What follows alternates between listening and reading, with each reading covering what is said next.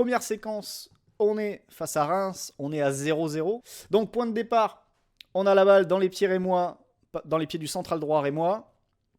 Luis Enrique, il est à la course avec Akiemi qui vient de démarrer.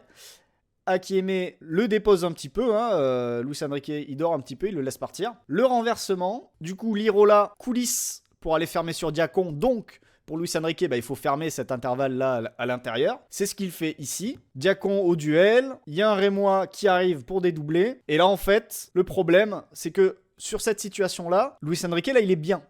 Il est plutôt bien placé, parce que s'il y a une passe de Diacon vers Nakamura, la passe, justement, n'est pas possible. Il est dans l'intervalle entre Lirola et Kondogbia, oui, je crois, à ce moment-là. Donc là, il est bien placé. Et là, en fait, ce que Luis Enrique va faire, c'est il va se sortir d'un coup de cette zone et il va complètement ouvrir la porte parce qu'il juge que la menace, le joueur le plus dangereux, il est là. Il n'est pas là. Et surtout, il n'a pas pris l'info sur ce qui se passait dans son dos et sur la position de Nakamura.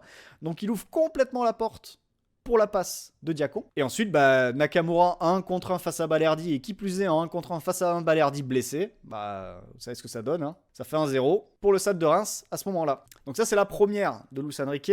Deuxième séquence, troisième but du Stade de Reims.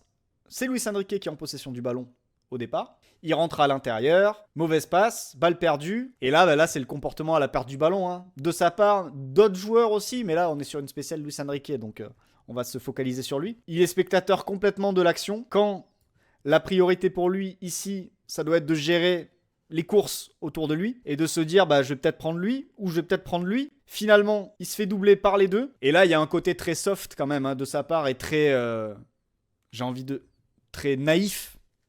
Parce que là, sur une situation comme celle-là, et en connaissant quand même la vitesse qu'il peut mettre dans certaines séquences, etc., là, le jeu, c'est pas bien de le dire, c'est pas bien de le faire, mais le jeu, là, c'est la faute tactique.